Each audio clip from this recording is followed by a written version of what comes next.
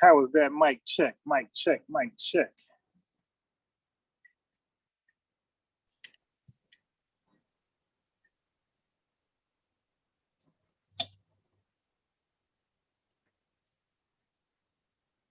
How was that? Mic check, mic check.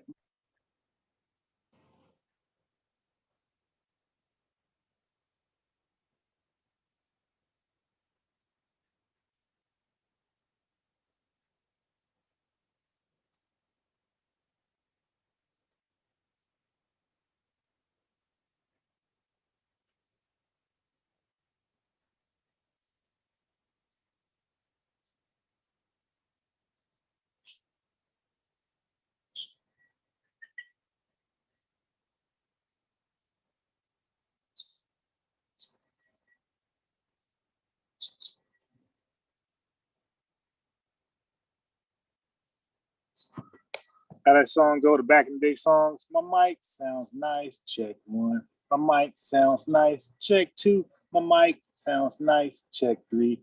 Are you ready? We're gonna rock, y'all. TB. Oh, something like that. All right. Anyway, let me do some more intro. Here's the intro interview. All right. Until we get started. Students of the Honorable Elijah Muhammad in the 1970s, before the Honorable Elijah Muhammad passed, he went to Virginia University and he studied psychology, and he was one of the leading students in psychology. And he met a brother from the Nation of Islam, and that brother introduced him to the Honorable Elijah Muhammad. And the Honorable Elijah Muhammad started having one-on-ones with Dr. Manning Magwar. And his psychology, he learned from the Honorable Elijah Muhammad that whatever field you're in, you use that for the benefit of yourself. Want me to come out the camp? Yeah. So he learned to use that for the benefit of himself. He said, if I'm going to be a black man, then my psychology needs to be. They called it to run. Okay, so what happens when you die? Well, your body deteriorates and things fall And then apart. where do you go? Well, the chemicals go back to where they came from originally. Okay, so I would call those chemicals a spirit. That's all.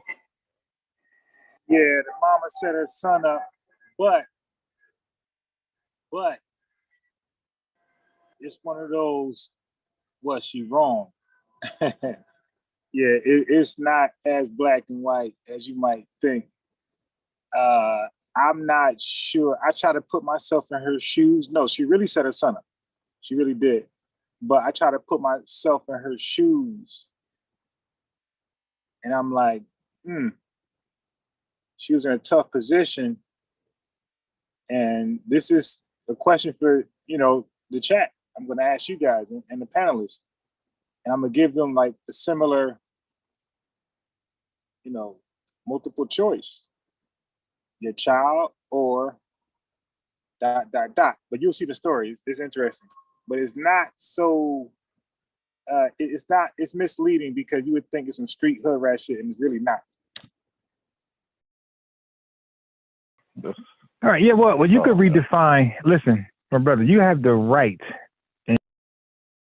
in your autonomous world, right? You have the right to redefine whatever you want. The problem is you're not going to communicate well in the public with your. Yes, sir. Hey, Mitch, good luck for the donation. You and the watcher, you dig. And anybody else who have done it before, definitely thanks a lot. So yes, I definitely received it. Your personal terms. Of course I could. I will use astrology. Astrology is the best way of doing that in this world. Okay. All right.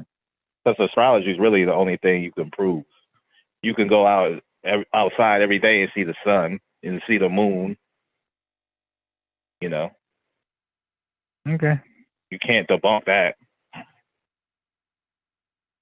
All right.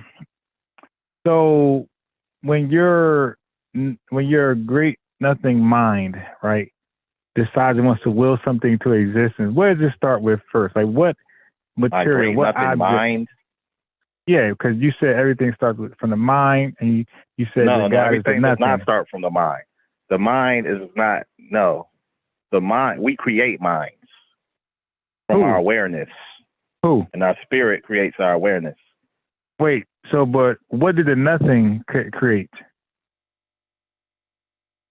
Well, the spirit folded into itself. God is all knowing. So in order for God to expand, wait, no, you can't say God. Itself. Remember, we're not saying God because you're going to confuse the Christians with what you're saying and the Muslims. So you mean like the nothing is all knowing, right? Well, in the Bible they say darkness. Okay, from darkness came the light. Okay, this is the same fucking shit. So from darkness came the light. So what are we going to call this light. thing? Would be. So are we going to call it God or nothing or darkness? It's all allegorical, bro. It's depend on what context. Allegorical. Okay. Yeah. All right. Depend on what context you're talking in. You know, right, whether you're talking from a science perspective, gas turns into liquid, liquid turns into solid. That's the same thing as the spirit turning into a soul, which a soul is what does matter turn into? Individual spirit. Excuse me? So what is it? No, don't worry about that. Matter would be like the final stage. Matter would be like the final stage. No, ignore that. What is the spirit composed of? All right, so that was a brief commercial intro. All right, so let me get into a few things first.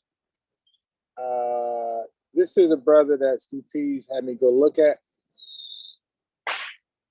see if he was about.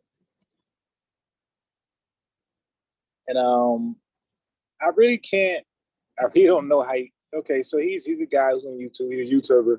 He is one of those guys that shows off a lot of money, house, cars, and the appearance of success. I went back 5 years into his videos, and like there's no clear way he makes his money to become a billionaire. Now he says he's into NFTs, but that's all later.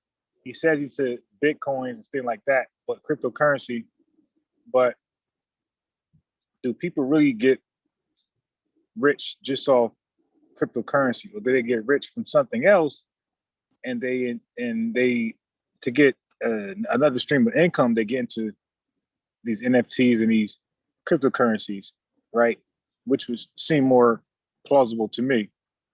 Anyway, I was going through many videos, and we're skimming through. I haven't watched any one video fully. I skimmed through just to see if I was even interested in his videos. So I came across this one. This one is kind of interesting because it's kind of good advice. So I said, you know what? And plus, it's along the lines of the videos and content I bring. Right. So when I can't pinpoint exactly what you do for a living, or let's say not just for a living, if I can't pinpoint exactly what you do which brought you to become a millionaire, that's some flags for me already. And I have yet to come across one video where he actually said what he does to make his millions. Is one thing. He said a couple of things: NFTs, cryptocurrency, got a clothing brand. I might play the clothing brand one next, skim through it, someone get flagged. But this was some good advice for the reckless youth out there. And as I said before, any parents that's dealing with a troubled teen or troubled kid from, before they get to be anywhere close to adulthood, you might want to redirect them to the military. So at least, they'll have some type of out. They'll be disciplined. They'll be taught great things. And they're going to die for something, at least die for a good cause. Like, don't die for the streets, die for your country, because that's called an honorable death at the very least, because a parent will know that their kid is playing in the streets and is getting dangerous for them. So life insurance, all type of benefits, they pay for schooling, because many Black people go to the military and they have college degrees paid for, and end up doing well in life. So don't just look at the negativity that comes from the military, because if you compare and contrast to the streets, this is no brainer where the kids should go. So anyway, he decided to get some advice. So I caught that. I said, that's some good advice. You know, I'll take good advice from anybody, to be honest. And if it's good advice, it's good advice. So let me play what caught my attention. Because I'm Mr. Motherfucking Organic. Go. Oh, yeah, organic PSA, man. All you stupid motherfucking niggas and weirdos on social media and shit, on all type of internet shit, with your guns and all that shit, knowing your ass a felon, knowing your ass in the gang unit and all that. Well, how retarded is you motherfuckers, man? What you doing, man? If you're committing crimes, bitch, why would you videotape yourself? You giving all yourself away on fucking camera. You giving your own surveillance tape away. You giving your own Menace to Society motherfucking robbery tape away. How stupid is these motherfuckers, man? These motherfuckers are retarded. See me? I am a legal citizen, man. I got no felonies. I got my concealed to carry motherfucking license. I can have all the guns in the world. I got plenty of them. So many of them.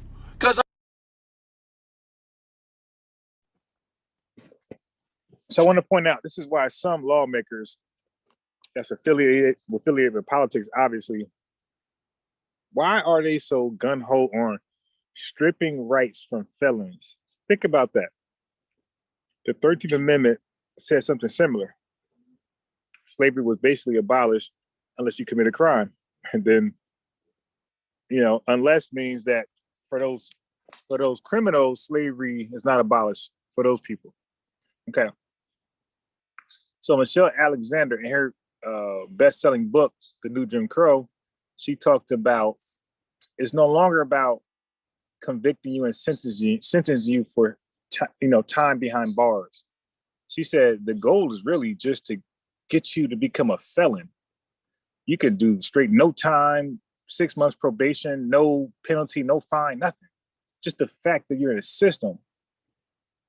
This society can now legally discriminate against you, legally treat you like an NIGGA. I'm gonna be polite. With a felon, society can legally treat you as an NIGGA, something that your ancestors fought so hard to not be, and not be treated as, to be treated with dignity, equality, and all those things that white Americans are, afforded. So to go out. Now there are traps out here.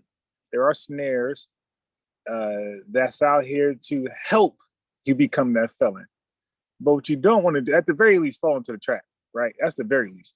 But don't voluntarily take it away from yourself. Okay, because traps are seen to be as deceptive tools, which you didn't see them coming. But when you felonize yourself, if that's a word, like, dude, you didn't even get trapped. Like, you just put yourself in a position to be a felon and therefore stripped of certain rights that's going to make it hard for you in this country. And again, you now gave this country access to legally discriminate against you in certain aspects. Definitely in the job market, in the housing market, in the finance market with loans and that type of stuff. So, man, we really got to think about the reasons why these politicians, these legislators want to strip rights, civil rights from felons. And ask yourself, before you commit an act, is it really worth your civil liberties, where you're going back to the 1920s segregation, basically, where you got limited rights? All right. So let me go ahead and just play the rest of the video. That's what he's pretty much saying, but in the hood, NIGGA way. As I can. I'm a legal citizen. So I can show these motherfuckers, do whatever I want to with these motherfuckers, because I ain't got no felonies, man. If you got felonies on the gang unit, motherfuckers got you. Why the fuck would you show yourself, put yourself in jail? You bitches deserve the death penalty for that stupid ass shit, man. I just don't understand it, man. I'm just riding around. I just saw this shit on the news. All these niggas on the internet rapping, and you bitches is retarded, man. Somebody motherfucker put them bitches in an electric chair for being stupid. Y'all fucking up the trillness, man. When I left the streets, when I got out the hood, nigga, I was so excited I had no feelings. I could ride around, protect myself, do what the fuck I want to do, and keep all my rights. Second Amendment right is one of my favorite ones. You know what I mean? Because I love my six Sawyer. Hollow tips to that motherfucker. Open your head like a can opener. You know what I'm saying? But come on, man. Be smarter with your goddamn self, stupid ass bitches. That's the quick organic PSA. All right. So he's like over the board animated, you dig? And I guess some people are into that. For me, that's like a little too much.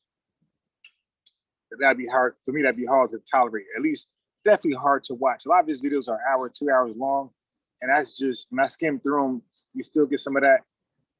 And that video is 5 years old, I believe. So he got other ones more current to date, but he's still that animated. So, you know, everybody's not for everybody. And that type of entertainment, I can only do with so much of. All right. So I was trying to, if you read the title, I was trying to get to the part where he says LeVar Ball on my check. So I was trying to get to that. All right. So matter of fact, I'll do it with you guys. Let me skim to that. Let me go back to my day. You know when you see your car in the mirror, you got to get close on that motherfucker. You got to look at your whip when it's in the mirror. That motherfucker look good, don't it? Damn. That's what I'm looking for.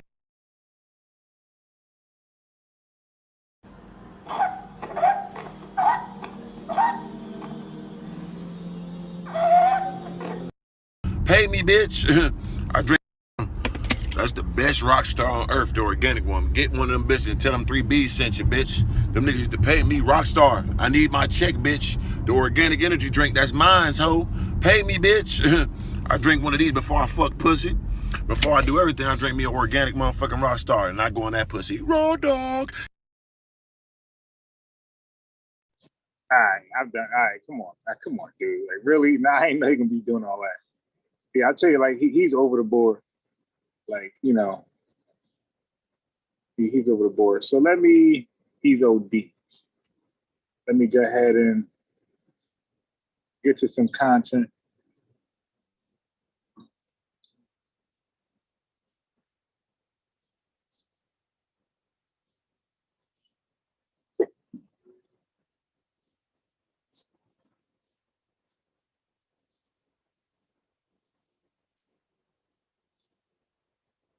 All right. How you feel about this right here?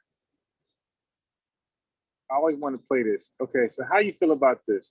Somebody sent me this link right here. Rogan experience.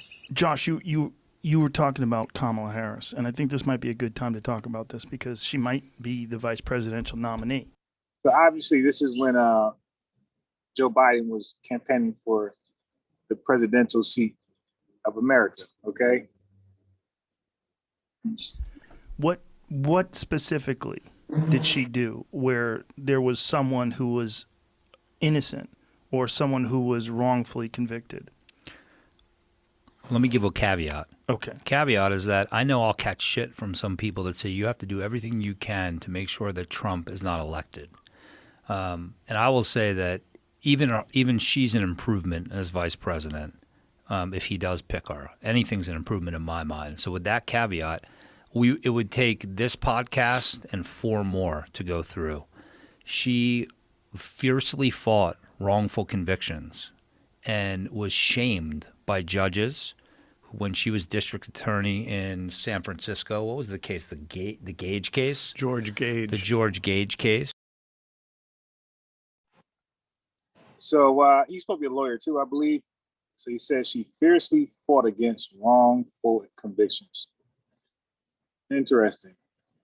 You know, this interesting. And it has nothing to do with just her, right? So don't try to pin it on her. This is what prosecutors do in general. So shame on prosecutors, not just shame on her. It's just shame on prosecutors. But she was alleged to do something OD, you dig? So here we go.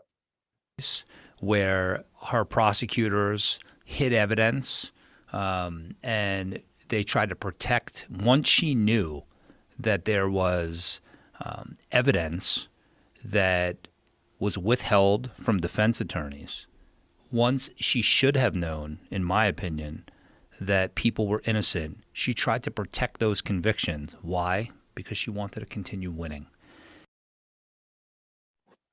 Now, if you guys ever watched Devil's Advocate, that's pretty much what he's alluding to with Keanu Reeves. He's saying that she allowed her prosecutors to do dirty tactics to seal convictions, right? That would have been overturned, or these particular people would have been acquitted had their defense lawyers been able to have access. They had rights to that evidence that her prosecutors were hiding. So they couldn't rebut, or they couldn't prepare for that type of information, right? So these people were convicted, and he's saying that maybe she didn't know right off the bat, but at some point it was brought to her attention, and she didn't disclose it. She played the game just to win, and people got convicted as a result. And not to mention, he said she was against wrongful convictions. She fought fiercely against those things. So she wanted that to stick. So, I really can't, like when we talk about these cops that pull people over and we shame them, I really can't respect anybody who would take away an innocent person's freedom, like just for their own personal gain. It's weird. She blocked DNA. She went to great lengths to try to block access to DNA for people that were accused of or convicted of felonies. Think about it. We're talking about a $12 DNA test.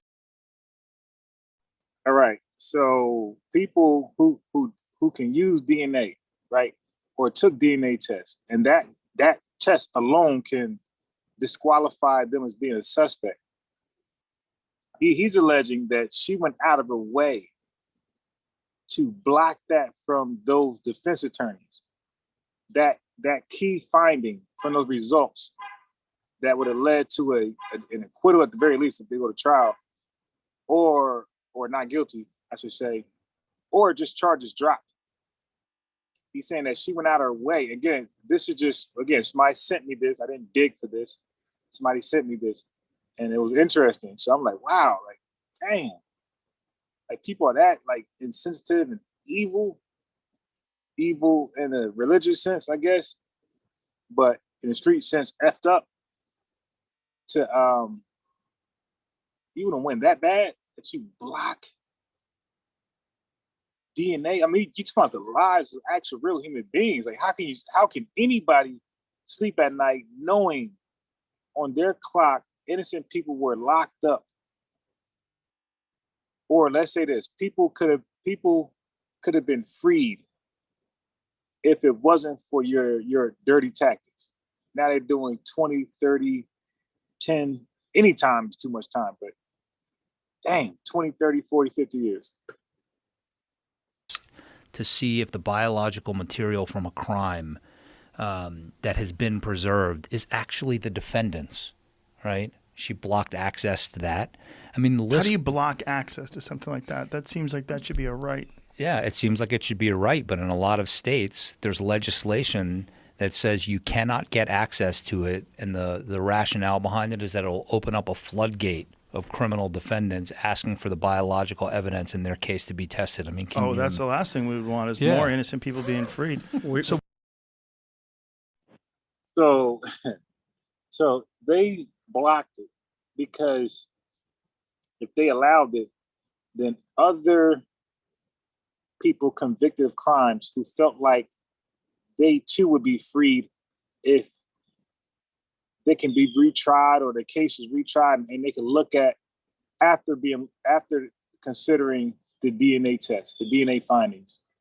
Because these people were placed at certain crime scenes according to, quote unquote evidence or eyewitness accounts.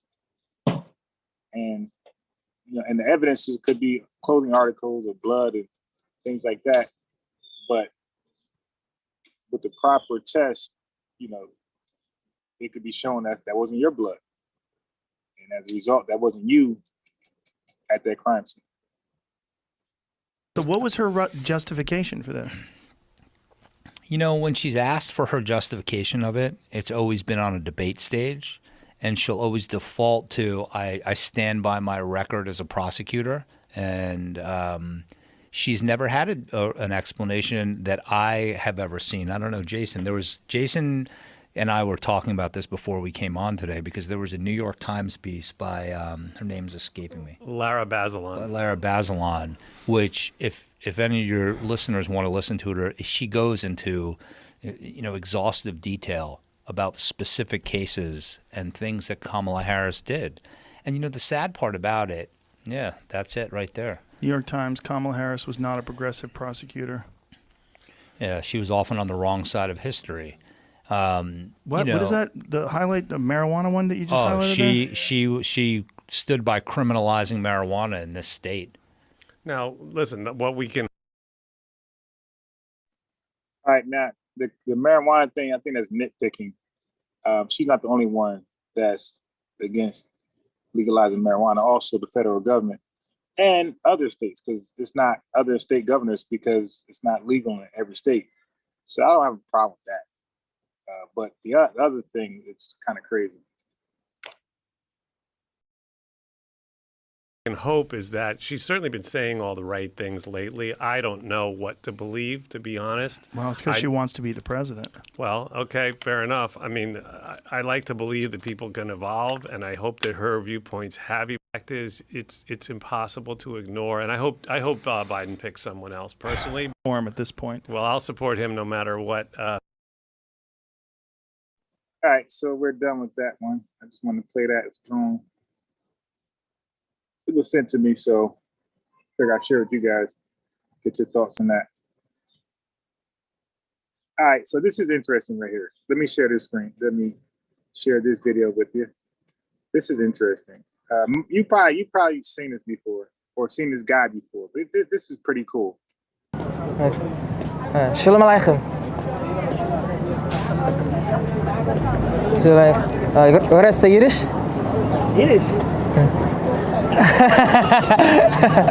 What's going on, guys? It's your boy Frankie Light, and guys, today, as you can imagine, you take a look around, I'm going to be practicing my Yiddish today. And I've always been interested in the... So this guy, you can see his name at the bottom of the screen. His name is Frankie Light. He goes around. He learns different languages, like a short period of time. You got guys like Polite who claim they speak all these different languages, but you never heard them speak anything other than English, which is another red flag. And also Dr. Westy Muhammad is said to speak 4 or 5 different languages, and you only ever heard him speak English. So I don't know what's the big deal with that claim if you're not just going to just do it. Like, just do it, But anyway, so this guy actually speaks these languages, and he goes into the neighborhoods of the people who speak, the natives that speak the language, the native people of the language, different parts of the United States, and he speaks to them. Okay, so he speaks the what's that, Mandarinian? I forgot how you pronounce it, but the most popular dialect in China. He speaks that with the Chinese people, and they be impressed when he goes to the stores. So in this case, he went to the Jewish community, but he was kind of let down because he realized that a lot of the Jewish people don't really speak Yiddish, especially the ones over in America. Like anything, they speak Hebrew. They speak little Yiddish. Little Yiddish. They might understand it, but they don't really speak it that often to communicate with each other. They would go with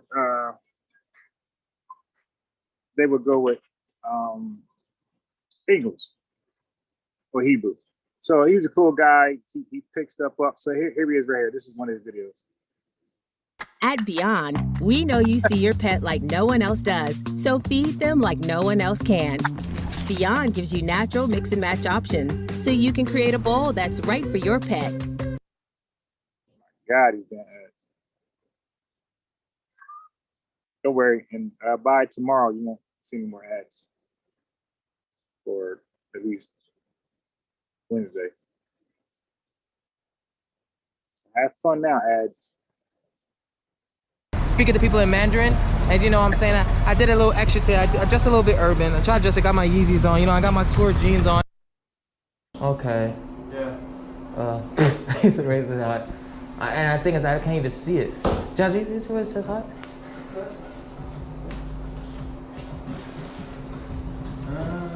You can see there's says hot. Oh, okay. I definitely want milk tea. I do want a. Do you want something? Do you want a hot tea? No, I'm good. All right. So, okay. I would like to get. I just want a regular milk tea. Okay. Just a hot regular milk tea? Okay. Okay. 但是我不要珍珠。So right now he's spoken the language. And their reaction be like that. Like they be shocked. Like it's almost like knowing, it's like somebody outside of your circle knowing your pin to your phone or the pin to the password to your computer. And they just like, yeah, no, I got it. They take your phone, just open it. You're like, wait, what? So that's how they treat their language. It's like, you're not supposed to know that. So just now he snuck in something in the language, and this dude responds like, huh? Now some get offended and some appreciate. So they say appropriation versus appreciation. And I learned that in Japan, like some city near Tokyo, they have a lot of Japanese people with dreadlocks. With dreadlocks. And like that's like normal out there. They got dreadlocks out there in Japan, a lot of Japanese people. All right, so let's go. Okay. 但是我不要珍珠。珍珠我不要珍珠。不要珍珠 ，OK。那要正常糖吗？一点糖可以啊。OK。还有什么？还有你。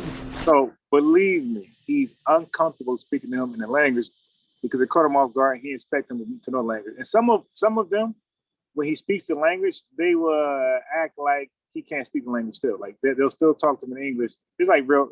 I don't really blame them, but it's interesting. Jasmine, you want one? No. What is it? It's like a milk tea. It's very good. Okay, well, you want? Yeah, thank you. Okay. Fast forward and go like maybe to the streets, something like this. Okay. What am I? The chicken, lemongrass chicken. Jasmine, you want the shrimp with sauce, right? Yeah. And the lemongrass chicken too. 刚刚活动的时候，要练习一下。So, one of these, one of these. Lemongrass.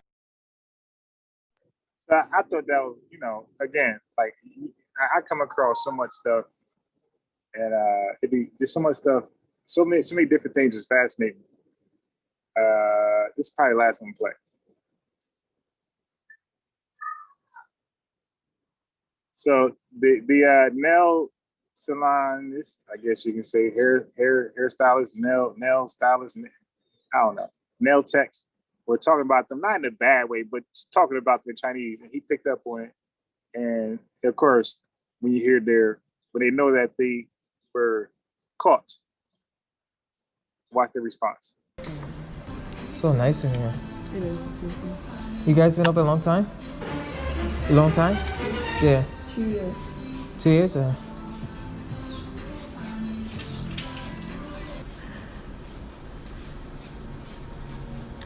Do men also get their nails done? Medicure. Pedicure? Oh, okay. You can do, you know. What do you do? Like no. It's just medicure. Oh, Joe. Cause I don't know. It's my first. I don't know what they normally do. You like clean your nails. Clean your nails. And cuticle. Yeah. And then nail massage. Oh, I always wanted to try it though. If you want the clear, put a clear or tiny puffy. Right. You think I should try? Oh, yeah, no. All right, cool. Yes. Yeah. Just so. This is the first time doing it. I always wanted to try it too. Good. You can try. I think this one they're gonna respond or something like that. Good. It's my first time, so. Okay.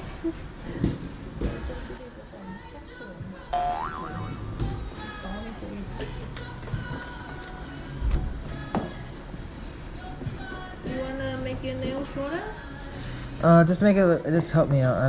I don't know. So, isn't it already short? It's not already short. I mean, they're not even like Yeah. some really short, but some.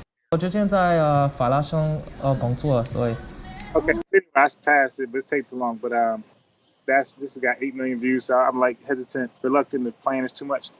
That's when you get flagged. But yeah, that's kind of cool. Black guy knowing all these different languages. He even spoke Burmese. Things like that. But if you're gonna speak the language, speak the language. You ain't gotta lie about it. But in our culture, we lie about things like that. It's weird. Yeah, Mandarin. What? Well, let me see that pastor. Hold on, what you pastor got robbed? Let me see this. $400,000 in jury? Are you serious? All right, on a live. Let me see this. All right, let me share this screen. This is wild.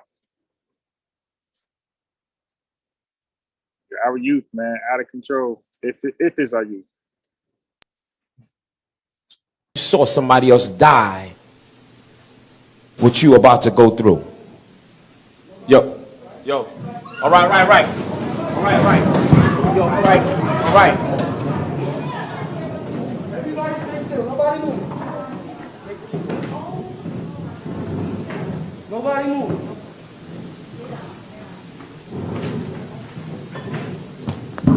See, and guess what? When they finalize, all the details on the right to carry and travel in New York, this type of stuff is going to stop, right? Where New Yorkers and New Jersey residents and Philadelphia residents are just always at prey to these thugs. It's going to stop when everybody in that church got a gun. All right, they won't be this bold anymore. This is over. So have fun. This is your last few months of having fun. Picking on people who's not allowed to legally travel with weapons. Okay, and even defend themselves. So have fun. But this is over. This will not be going on in 2023. It'll be done. You guys will be dead, like every other state when they try this.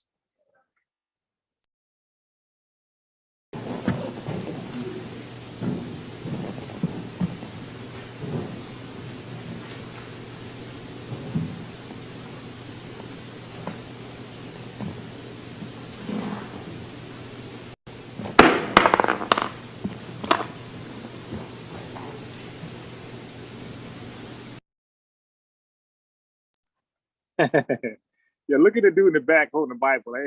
Yeah. He just he almost look like he's with it. But how they get $400,000 in jury from a church? Yeah, but the dude in the back looking like he set it up. Nobody move.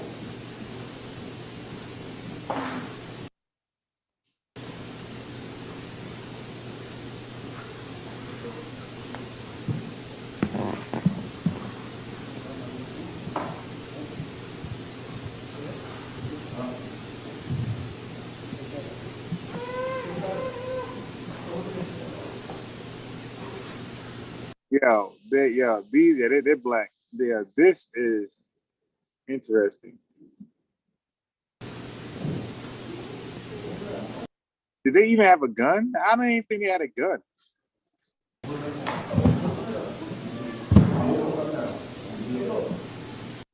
Right there, I see it in his hand. He definitely has a gun.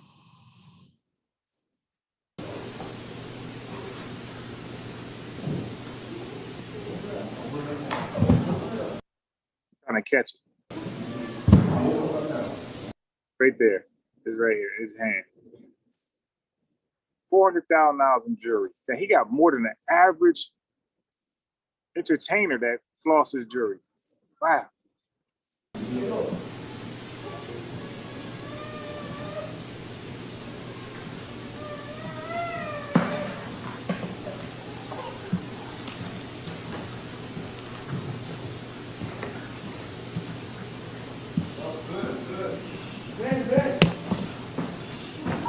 Peace.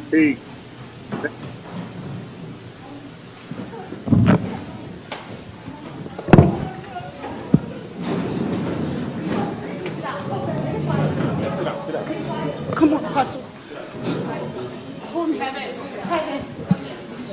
Nico, go. Please, Nico. Stay here. Just stay. Don't move. Come here. Come here. Come. Go to your mom. Go to your mom. Go. That's crazy. Let me see if they got a better angle. Yo. All right. Yo, all right.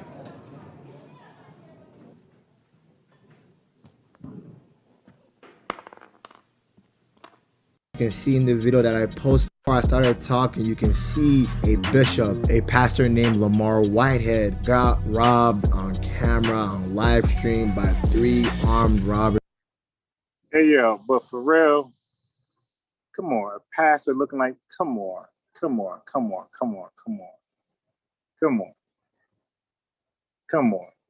This your pastor who's fendied out, and he got $400,000 in jewelry on him in church, and you really believe this church, some protection is going to be available when somebody come to rob you? You really thought some spiritual guy was going to be able to protect you, for some spiritual being is going to protect you from material, the physical beings, physical versus spiritual. The physical one, at least that day. Man, they took $400,000 in jewelry. They robbed every single person in there. They robbed the churchgoers. They robbed the wife. They robbed everybody. They didn't just do the pastor. They was in everybody's pockets. Damn. Okay, so it's $400,000 jewelry altogether. But even still, come on, people gotta be smart. Y'all in one location. Y'all made it. That's like a jewelry heist. Y'all made it so easy. Wow. See? Never know what you're gonna learn every day. Interesting, man. Interesting. That was some interesting stuff there. Yeah, but the pastor, come on, man. Like, I would like to hope that he got a side business. I hope that's not the donations. Well, he would need a mega church, and that says Brooklyn. I don't know how he's getting that money. Is that stuff even real? The Fendi stuff? They go, I guess so. Everybody got $400,000 worth of jewelry stolen from them. But I would like to know, like, how they getting that much money, because they would need like hella, church members to be donating, like some mega church type, or online, something. All right, so this is what I was trying to explain on the live to No Man and other people. I'm not saying knowing your rights is going to be guaranteed to save you from a racial profiling police officer, right? But it'll definitely put you in a position where you could win in court, right? Because you're definitely not going to win on the streets versus a cop. So, and this helped this person out right here. So now he's going to lie to the gentleman in the car and tell them he has to take a field sobriety test or it's an arrestable offense. So listen. Okay, where are you coming from tonight? You're coming from the west, going to the east. I have the right to ask you these questions. And I have a right to remain silent. This guy's refusing to speak, and he's got several cameras mounted in the car also. That's when you're being arrested in Miranda. That has nothing, you're not in custody or anything. I'm asking you, you're driving. I'm asking you your travel plans. Welcome back to the... So the police officer is lying to him, saying that, no, you only have the right to remain silent when we read you your Miranda rights. Prior to that, you got to talk, basically. You got to answer my questions. That's what he told him. The Lackluster Channel. On February 10th of 2019, Trooper McMillan and Trooper Schultz of the Kansas Highway Patrol were at a Love's gas station off the I-70 in western Kansas. The officers claimed that when they exited the Love's, they smelled an odor. Trooper McMillan stood outside the gas station for a number of minutes and at some point observed 2 men, one black and one white. Check your speed at 82. Speed limit 75. To your driver's license, please. So he's going 7 miles faster than the speed limit. The speed limit is 75. He's doing 82. Ooh. You have your rental agreement with you. So let me see your other right hand there, please. Okay, so he's in a rental car, and I told you, for most of these police officers, he's racial profiling and just profiling, because a lot of times the drivers are white too. So just racial profiling and profiling police officers. If they read your tags and it comes back as a rental car during these highways, these drug smuggling highways, you best believe you're going to be harassed, and they're going to run a dog run in your car, because that's a rental car, the first sign to them that, you know, there's some drug smuggling going on. Thank you. Okay, where are you coming from tonight? Where at? You're coming from west. Okay, is that in Kansas? Is that in Colorado? Where is west? I'm asking you what your travel plans are. I'm coming from west and heading east. What's that? I'm coming from the west, I'm heading east. You're coming from the west going to the east. Okay. What's the purpose of your trip, sir? So if you're going to talk to an officer, that's the most you should just give them. You know, where you coming from? Home or work? Where you going? Home, gym. That's about it. You know, if you're going to give them anything, just that, you know, and you're going to find out why you should even give them that much. But yeah, where you coming from? East? Where you going? West? Real simple. Real simple. You know, you pull me up, and then like you might want to just say to the police officer, "Excuse me, sir. Excuse me, ma'am. You pulled me over for speeding, right? 7 miles over the speed limit. I want to just deal with that, talk about that. Or am I getting a warning, or are you going to write me a citation where I got to pay a ticket in court?" That's all I'm going to talk about right now, officer. All right, and I'm just going to be silent from this point on, and I'll comply with my documents. That's it. Thank you. I'm not going to ask any more questions, but I'm going to turn you present. Something like that. It's real simple. All right.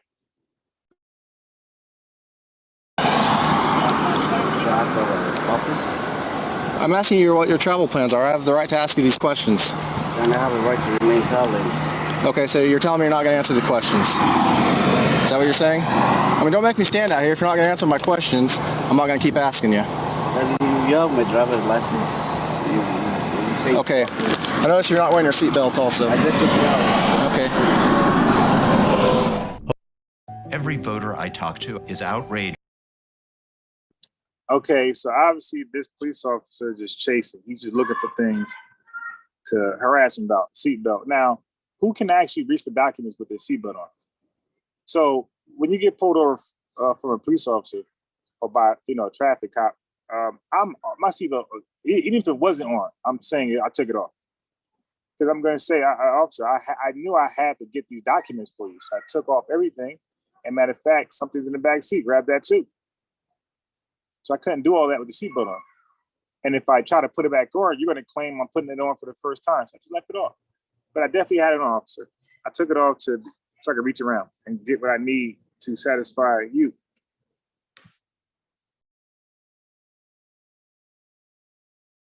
Request. Mr. Beausoleil provided his driver's license and car rental agreement, but after exercising his right to remain silent, Trooper McMillan returned to his cruiser to draft a speed warning and called for a backup unit. 882. And can you check 3I for 5D? And 411. If you're close, can you stop by? 253, 411. Go ahead. That code 1's no longer in this vehicle. I don't know if he might have been in that Charger that you ran. You might check the 157 exit to see if he stopped. This guy's refusing to speak, and he's got several cameras mounted in the car also. You want me to look for that Charger, or you want me to come to you? Yeah, you can come here. About 4 minutes later, Trooper Schultz arrives on scene. He's got a camera on the back headrest there, on the back passenger side. Okay. And he's got one right here by his mirror. And he has his phone right here recording also. Okay. I asked him travel plans, he won't tell me anything. He said he's going from the west to the east. He said he doesn't have to tell me anything else. Okay. Can't smell anything. Can I ask? He's going to say no, but I'll ask. You can go up there and see if you can smell anything. No, I won't. No. Yeah, nothing. So I'm thinking there might be in the other car. Okay. Trooper McMillan now inquires about the proximity of the nearest canine unit, while also indicating that he lacked reasonable suspicion to even hold Mr. Beausoleil to run a free air sniff, as he could no longer smell marijuana and now believed that another car was the transporting vehicle. So this is what they're gonna do anyway. Okay, that's why you just say least as possible, because they're gonna get the dog. I told you, but you got a rental car, it's over. The dog is coming. Now nearly 13 minutes into the stop, dispatch confirms Mr. Beausoleil's license to be valid. Your 27 returns valid. And Trooper McMillan states again that he cannot smell anything while discussing how many cameras Mr. Beausoleil has. I can't smell anything, so if he doesn't let me, I mean, I don't think I can hold him on for a dog. What do you think? I mean, you won't answer questions, though. Travel plans. What's that? Anything at all in the car? Nothing in there. There's a binder in the back seat with a blanket over it. Just all of his cameras he's got in there. Yeah, you got a camera mounted in the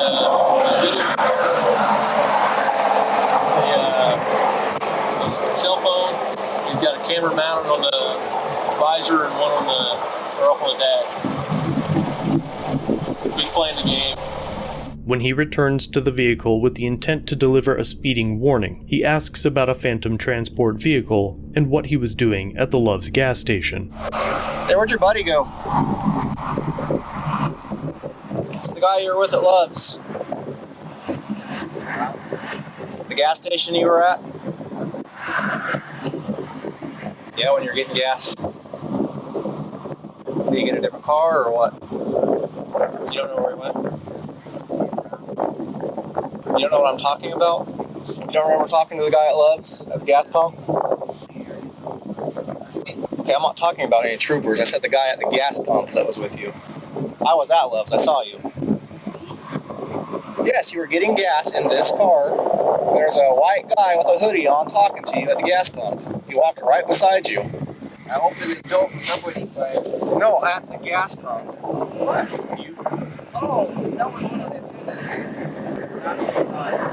Oh, okay. See, I wasn't seeing things. There was someone there talking to you. So, I mean, you make me a little suspicious here because you're not telling me what you're doing. You know what I mean? So he's suspicious because he's not going to incriminate himself, or he's not just incriminate himself. He's just not going to talk. Like, he has the right to not talk, right? Just that simple. So, but you're going to harass him and threaten him with arrest, or a drug sniffing dog, because he won't talk to you further about something that he made real clear he doesn't want to talk about. It's a white guy too.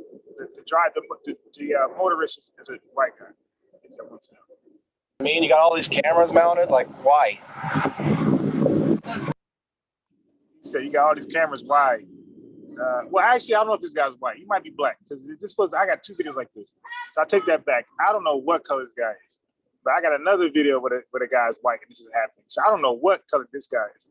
But he said he got all these cameras. Why? It's like, because of what's happening right now, officer. You racial profiling dogs. That's why. We have cameras too. What are we trying to hide? Sir, listen, let me talk, okay? I'm not giving you a ticket for speeding. However, you're making me highly suspicious that you're transporting something illegal. Is that the case? See, so that's what happens anyway. So now, because you don't want to talk, you're suspicious. And you'll see what that means in a traffic stop when an officer lies and say that you're suspicious. Case? Is that why you don't want to answer any questions? No, please.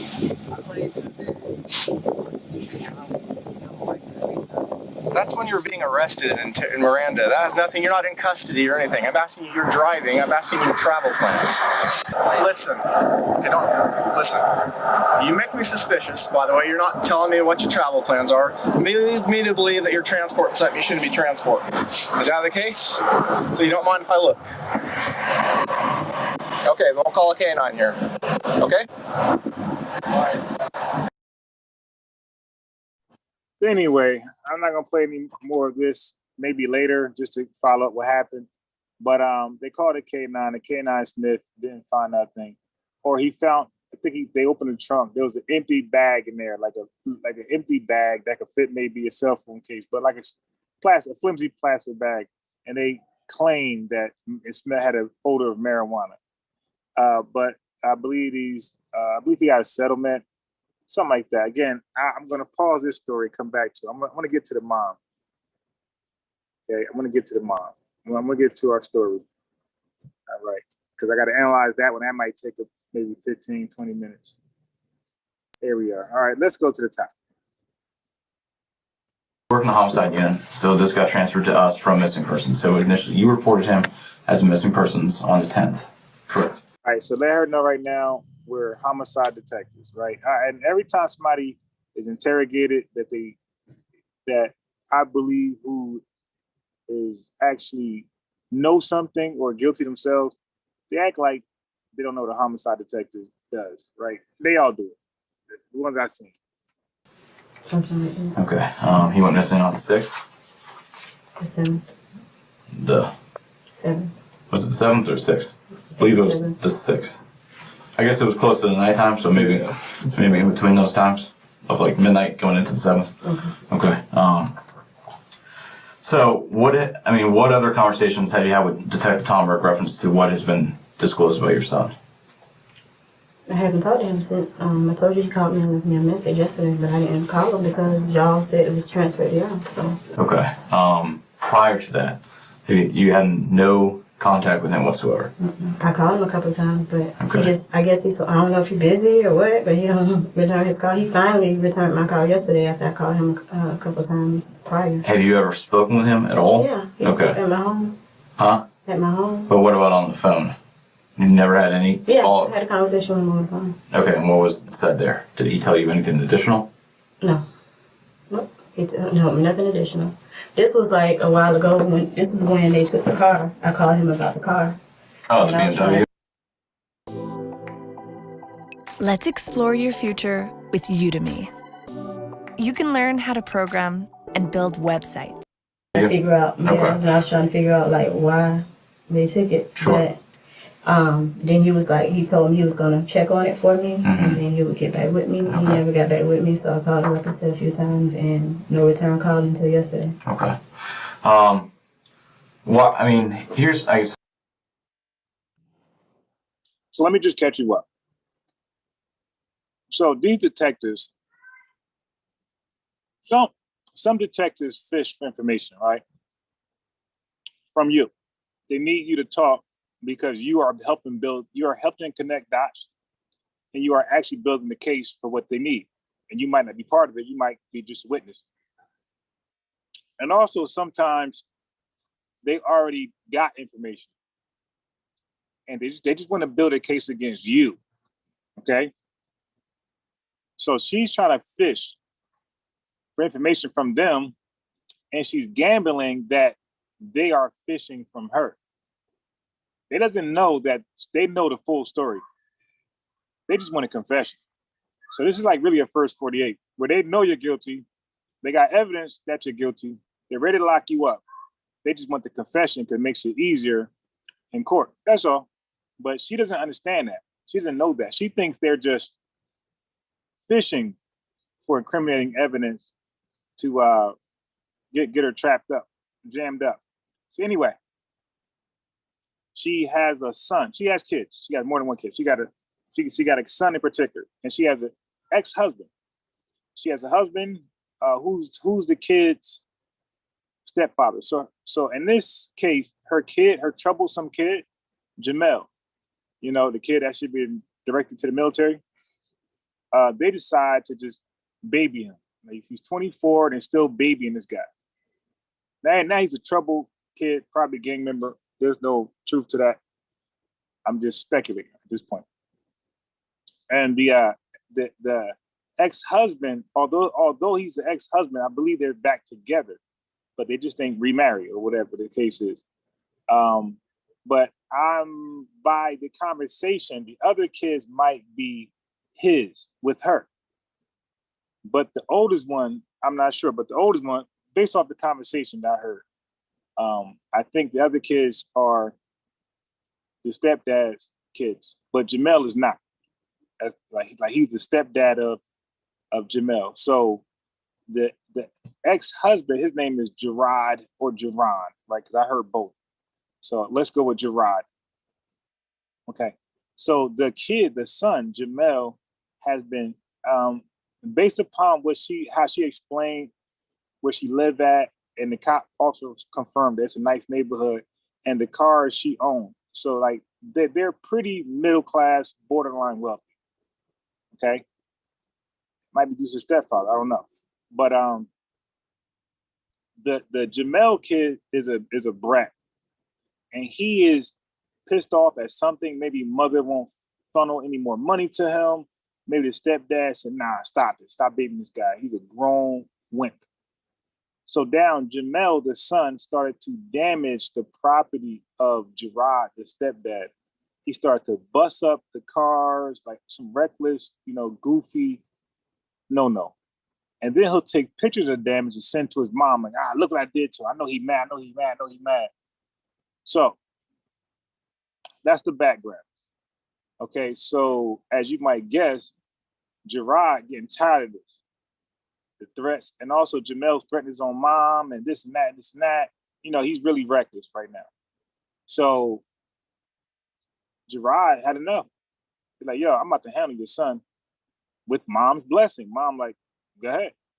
Because he's a piece of trash. He's a menace to society, to our neighborhood, and to this family. We got kids here, and he's just menacing towards everyone. So let me go ahead and bring you when the Texas got a little aggressive, because they're getting her story. She's lying like normal because she want to protect the ex-husband.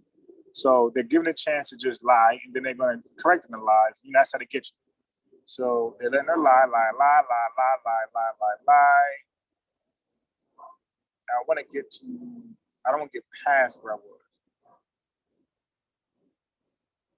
Okay. So let me go when they show her some information that she's absolutely lying.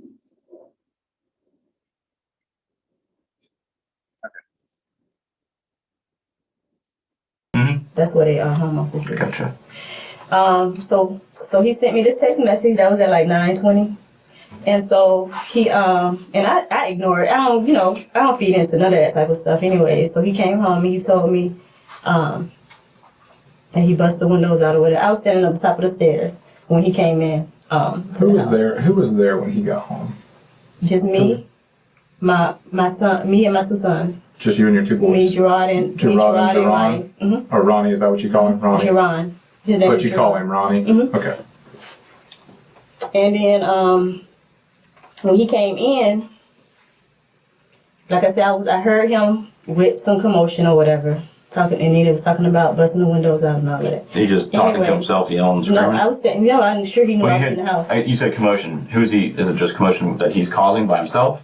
Yeah, because I was saying, when he came in, I went and stood at the top of the stairs, looked down, because I was working. And so then he started talking, and then I went into the room so that I can call my job, tell him that I'm getting ready to get off because, I have a lot of noise going on in my house. So then by the time, so I did hear commotion, but by the time I go out to the window in my bedroom, because my bedroom is across from the office. Okay. That's when I looked out and I saw people outside. So then by the time I went downstairs and went out, I saw my Toyota sitting in the driveway, Michaela sitting in the car, and they halfway down the street. So this is the night of the crime. So she's just explaining the night of the crime. Like what happened and what she's seen. She heard commotion. She didn't really see much. She just looked out. She looked outside and seen people she knew, and she see her son out there or something like that. And she really ain't seen much, right? The detectives know she's seen everything, so they're gonna prove she's seen everything. So, but she's thinking that they don't know, and she could tell me story. So, but anyway, she's just giving you what happened. So she's not, the way she's telling the story as though there's no crime. Okay, because they actually didn't find Jamel's body. So the detective believes he was murdered and then transported, right, to another site, to the second site. Okay, that's because he wasn't where the offense supposedly happened. So they're all going to agree. The mother and the detectives all going to agree that Gerard chased Jamel in the back of a house, and then they're all going to agree that Jamel's not at the back of the house anymore. So the detective is saying he was killed in the back of the house and then put in the car and then driven to a second scene. The mom's saying, nah, the story I got was they chased him in the backyard and he kept running and they never caught him. That's why he's not back there. Right. So they got two different stories why he's not back there. The mom saying her son is not back there because he just fled, he got away. And the detectives are saying he's not back there because your ex-husband killed him and put him in a car and transport him to a second site. So that's where we are right now.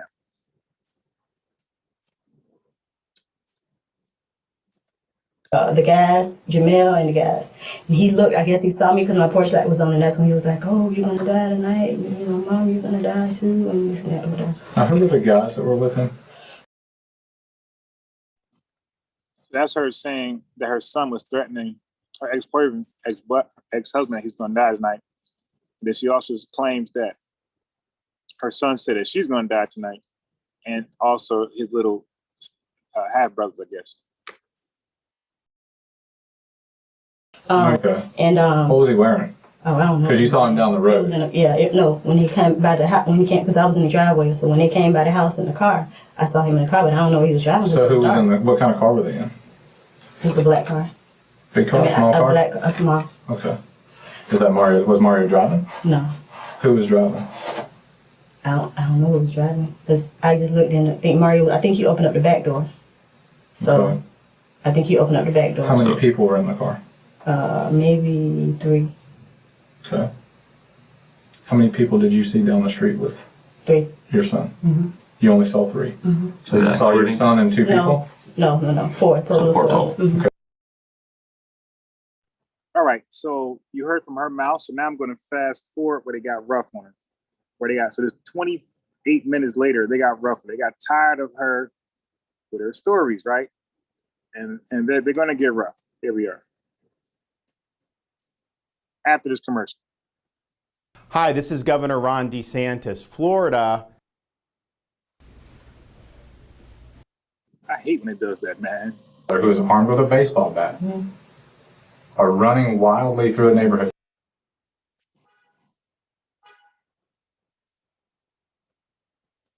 Officially divorced? Mm-hmm. Okay, so, right? Mm-hmm. You and Gerard aren't even married. I mean, you and Gerard aren't even married. Right? Mm-hmm. Are you officially divorced? Mm-hmm. Okay, so, he may be a problem child, but he's still your child. Mm-hmm. Okay, obviously you and I don't have a problem dealing with him. I can deal with him. Sure. I can deal with him. I've been Sure. dealing with him for 23 years. Absolutely. So that's not an issue. But here's the thing. He's a problem, but I can deal with it. But here's the thing. Why are you letting Gerard get in the way of what's going to happen to your life? Someone who you guys have already split, already divorced, and someone who we believe. So just to catch you up, the mom is stuck between a rock and a hard place. She can help provide evidence to lock up her ex-husband, one who she's actually living with currently, who's helped paying the bills, probably all of them, majority of the bills, and who's helped raising the kids that's living with her now. I think the troublesome kid, I think he's there sometimes. I don't think that's his permanent address. I think he's there sometimes and gone different places. I think he's not really wanted there. Okay. So the mom can give up information that can get her ex-boyfriend, ex-husband locked up for a long time for murder. And I believe they're going to get him on murder 1 when you hear the details. So the mom felt like the ex-husband was more valuable in her life and in her kid's life because he was a family man. Like there's nothing about him that was dirty or, no, he was not troublesome. He was no gangster. He was like just a proud father raising his kid and working. And unfortunately, she had a piece of shit son who caused trouble and caused the father, the household, to get aggressive with him because her son was just, he won't stop. He'll turn up another notch, and ultimately, the detective is saying that he ended up killing him. So the mom is faced with: do I want justice for my son, or I am accepting street justice to my son? So do I want justice for my son, or am I okay with the street justice that happened to my son? And she chose the street justice that happened to her son. And I really ain't too mad at her because I got really low tolerance for bum niggas. And especially her ex-husband's a working man, providing for the family. This loser is causing problems and making death threats on a regular basis. So that's where she's at right now. All right, just to let you know, that's where she's at. Believe is responsible for his death.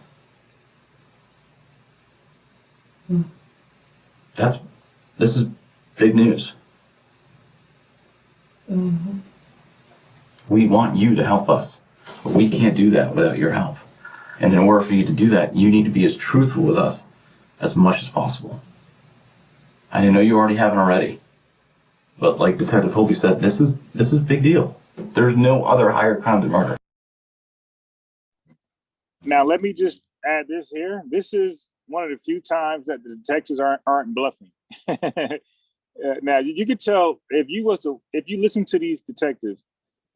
Me and No Ma'am talked about some detectives are sloppy, some are okay, but you rarely see the professional ones. These detectives will, in my opinion, be categorized as the seasoned professional ones. They're really not bluffing, but they're coming off like they are. And they're going to catch her off guard, watch, when they let her know how much information they have. That's it. I mean, that's the top of the food chain. Killing somebody is the ultimate crime.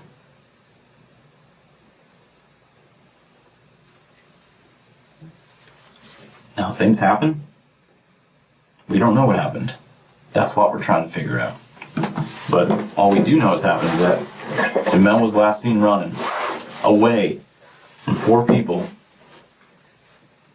And then those 4 people came back, and Jamel's not there. You live in a small neighborhood that's closed off to a bunch of trees. Mm-hmm. It's not like he could have ran across into a major interstate or something like that and hooked a rod on them. It's off the beaten path. And you can get to interstates pretty quickly, but it's going to take a while. Mm-hmm. So, I mean, you know what I mean? That, like, it doesn't add up. Something happened to Jamel that night. I already told you there's video surveillance all over the entire neighborhood. Mm-hmm. If Jamel ran off, once he ran behind that house, he never came back. Never came back. And you know that. Yeah. Okay? I mean, we got more than this in the video. The video shows more stuff, but I mean, look at that. The video is much more clear than the picture that prints. That is a metal baseball bat. You see that? Mm-hmm. So, as you might expect, detectives nowadays they're going to take advantage of modern technology. There's cameras everywhere. So they have a picture, just a random, something out off the computer, the printer, right off the computer, right to the printer. And they're letting her know, like, this piece of paper is fuzzy because we haven't used photo paper. And I use photo paper for us. It is a big difference. Anybody, whoever wanted to print their own pictures from a camera, right, a digital camera, to a printer, you would need photo paper, and it'll look like a picture. It'll look nice. But if you use a piece of paper, it'll still look nice, but it'll be nowhere near. Be no comparison. So they showing her pictures of the bat. Like, yo, listen, we got your ex-husband on camera with a bat, a metal bat. Okay, so we just want you to tell us what you know about that. And but they have an ace card that they're not playing right now. They have an ace card, and that ace card gonna make her drop her entire defense and want to just turn states immediately. So it ain't even caught me off guard. So they have an ace card that they're hiding their hand. They want her to talk. They're playing possum, and she's too comfortable. And when they drop it on her, she's gonna freeze like a deer and just say, "All right, okay, cool. Let me just tell you everything." What is the name of Gerard's baseball organization? Or better yet, before you answer that, I'm gonna tell you what I think the name of his baseball organization is, and I want you to tell me if I'm correct. Is it LCS? Is that the Athletic Association? Okay, you know how I know that? Because the video is so good that I can read it on his shirt. Now, it doesn't print very well because this is not photo paper, okay? There's no question in our mind that that is Gerard Studemeyer, your ex-husband, and Jamel's ex-stepfather, okay? Now, who is the other guy? It's those 4 people. They're in the video. We see Jamel. Stacey, help us, Brent. So she's still trying to seek out information. Where's the other guy? You know, she's comfortable. Look at her body posture. She's laid back. She's laying. You guys don't got me, so I can talk my shit. You guys claiming you got my ex-husband, who's now my boyfriend. You act like you got him, and you need me to prosecute him. That's not gonna happen. So I'll bullshit with you guys for a few hours, but when it gets rough, I'm gonna ask my lawyer and I'm going home because I got nothing to do with this, right? So you think? Bring Jamel home, please. Okay. You can't. You're fighting. You're fighting it right now. I can see it in your eyes. You're his mom. How do I know how? Okay. So when he left, Son is dead, and she throws a little smirk in there. Like we see that often with these criminals. They have a homicide case and they can sit there and smile. that street. So if you see surveillance, then you see that he left when they left that street and went wherever he went at. You said he went in the backyard. He went behind the house. Well, behind somebody, not my house. Because he was chased. But not my house. Correct. Sure. Okay, so when he did that, then how can I bring him up? I mean, how can I know where he went at? I find it, I'll tell you what I find right now is that I am puzzled by the fact that you are able to smile and think about this as it's somewhat entertaining to you, rather than looking at this in terms of...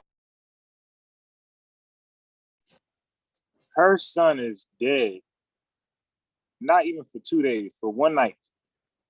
Not even a full 24 hours. And she has room to smile. And now you're smiling and your son is dead. Or let me be fair.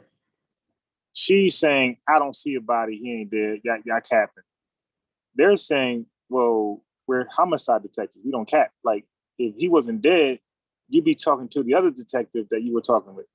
You're talking to us because it's been ruled that it's likely he's dead based off the evidence. So you're talking to us for only that reason. You only talk to us when somebody either dead or presumed to be dead. Either way, you know, we're talking about a death. And you're here smiling. Like we're entertaining you. No, it's not entertaining. A grave loss of your son. Okay, something tragic happened that night. But you're saying that I can help you, that I know what happened. Absolutely. We do think you can. I do think you can. And that's what... Because out of all the 3 people in this room, who was the closest person to Gerard Studemeyer? Me. Okay. Gerard Studemeyer shares intimate details of his daily life with you. Yeah. Right? Yeah. Okay. You have 2 kids in common. Mm-hmm. You have a 2 bond. kids in common with him. You guys have a bond, forever bond, with the children. Okay? He's going to share intimate details with you about what happens. Okay? In addition to that, you provided him with a means to get out of the area that night. So what they're alluding to is that she offered her car. She offered the car to hide the bat, and I believe the body is what they're trying to allude to. But I'm gonna fast forward just a little bit. So essentially, you helped him get away with what he did. Gerard didn't leave with those other boys, did he? And I don't want to fast forward damn, it's hard to fast forward because wait till you hear how she identified her own son. Yeah, I can't fast forward because that was disturbing. Watch this. I don't know when it's going to come up. I just don't know exactly when. How did he leave? The BMW? Okay. Why do you think it's sitting at the sheriff's office? Because they think that Jamel was in there. Because it's part of the crime. Okay, but was Jamel in the car?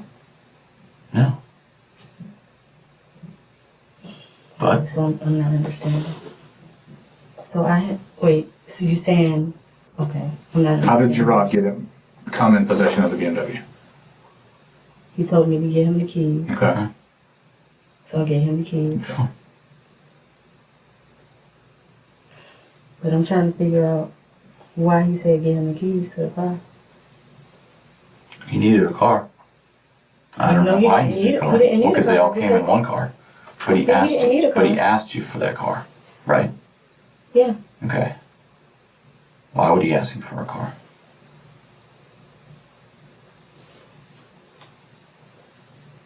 He didn't need a car because he could have left with whoever he was with. So, I'm lost as to what you're trying to get at. He asked me for the keys to the car. I gave him the keys to the car.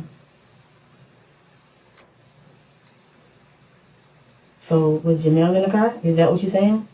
Jamel was not in the car. Okay. Okay. Okay. Here she is fishing. She's fishing.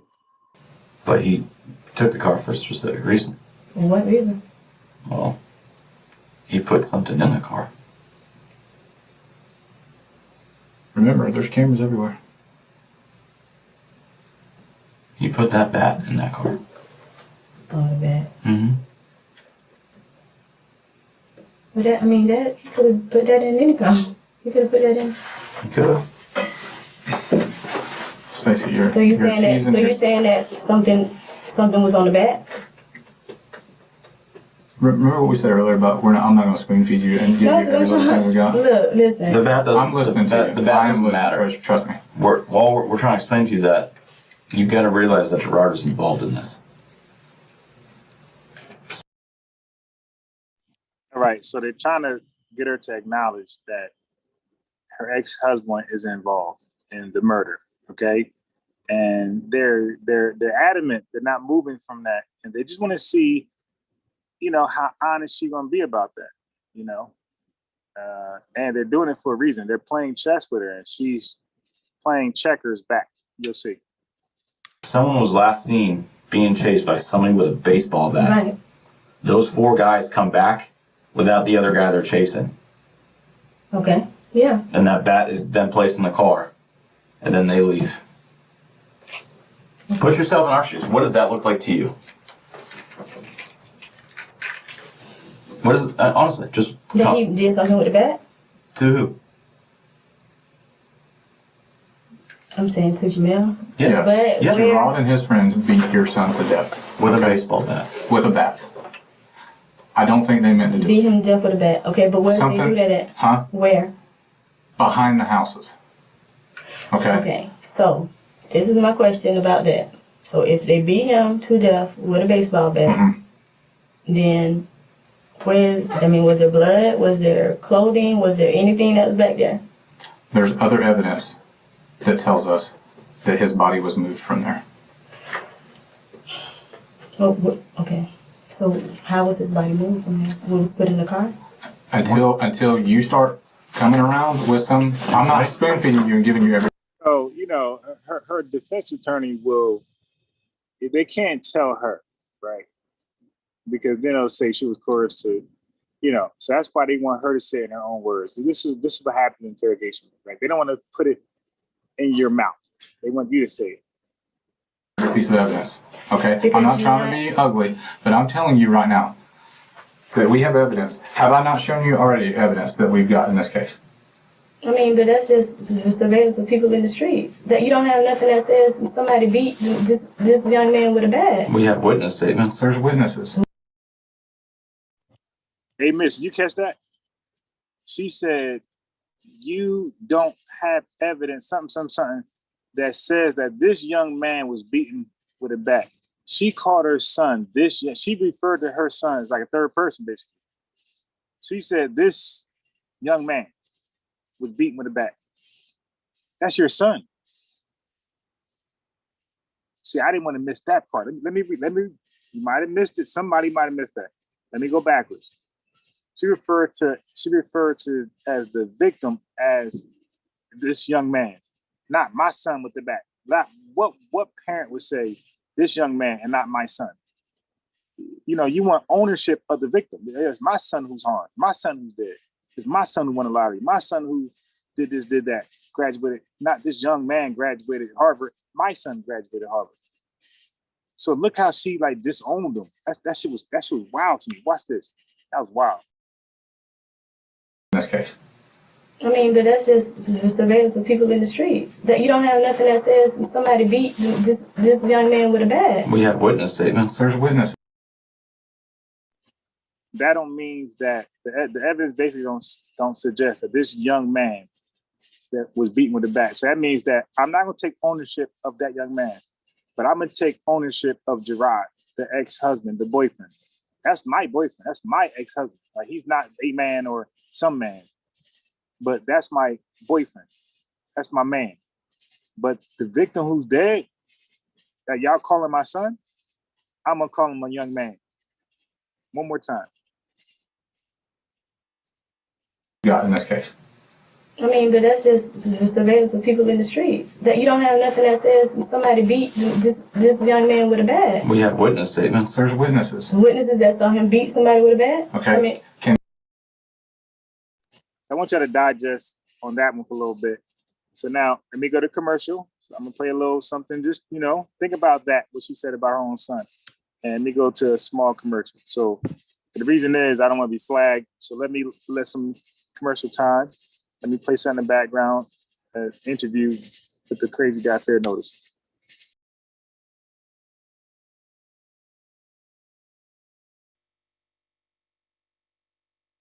What do you mean? Okay. Is it an entity? Spirit is no thing. Okay. So is it seen? Is it visible? No. Okay. Can you feel it? I believe so. Spirit would be considered like a frequency. Okay. The So soul but even would be frequencies, considered like no, but vibration. even frequencies are made up of something. So I'm the asking body you would be what. considered like energy. That makes sense. Okay. Yeah, So it's but like something. density. Yeah, but It's how something. you're Yeah, but something. creating more density. Something. Listen, what I'm saying, so you understand. Something makes energy. Energies don't exist by itself. Something makes energy. So I'm asking you about that's what I just spirit. broke down. Right. Frequency But I'm asking turns you, into vibration, turns into energy. and then that's You the spirit. understand? It's just the spirit coming more into density. That's all it's describing. Okay. All right. And how'd you learn that? What do you mean? How I learned that? Just look Yeah. How'd you around come to that knowledge, that revelation? the same way gas Okay, turns so into liquid. no, turns I don't know your background. Are you like a solid, right? scientist or something? No. No, You sound like Kamala Harris. No. Let's get back when on she this asked about Tariq revolution. Nasheed, man. Let's get All back right. on this. All right. Man. Well, We can talk I about appreciate this. I appreciate your beliefs. You expressing your beliefs.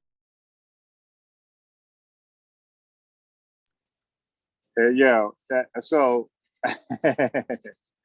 so listen, wait. So he says, this young man, yeah, I'm telling you, bro, that's her son was destroying their property. Yeah, I know that. No. Bro, listen, you're right. The detectives know that because earlier, if I play the whole thing, which I'm not allowed to without getting flagged, the detectives even understood why the ex-husband would be mad. The little nigger, the little piece of shit son she got is destroying their property, stuff they work hard for. And she's not a thug. The husband's not a thug. Nobody in that house is troublesome or a menace besides that piece of shit son. Okay, and who knows what mama's boy shit he's going through. Maybe you're right. But somebody said that mama's giving. Well, he's not justified, but maybe it makes sense in his crazy ass head that mama is giving her ex-husband. Well, we can say husband at this point. Because she's together with him, so it wouldn't matter. Mama is giving the stepdad. Let's say stepdad. Mama is giving the stepdad more attention, which she's supposed to, because I believe the other kids are theirs together. I believe he might be the only kid that's not the stepdad's. But he's 24 years old. He's not 17, 18, 19, 16, 15. He's 24 years old acting like that. Like, mama, talk to me. But, again, this is why some of us say, hey, man, a lot of stuff goes on in these homes that's not well balanced. There's a lot of trauma for everybody. And as a result, it produced a dysfunctional home and somebody spazzes out and go crazy. So, but everybody understands why the household should be mad at that bum ass son, Jamel. And y'all already know I hate bum niggas. So I hate to give them a way out. Okay. So he's terrorizing them. He's damaging their property. He's giving them death threats. That's allegedly. The only thing that's alleged is the death threats, because that's what the mom's saying. But that could be what the stepdad told her to say to the detectives to low-key justify them killing Jamel. But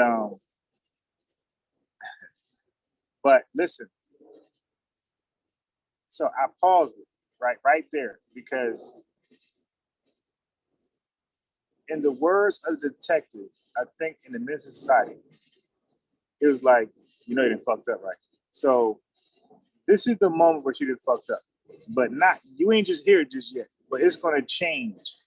It's gonna change, where she's not so comfortable and cocky and arrogant in her answers and her fishing for more information, trying to see what the detectives have. It's going to change, but she's going to all out know that the detectives have more than she ever thought they would have. Okay, so these are not the incompetent detectives who need you to incriminate yourself to build their case. Their case is already built.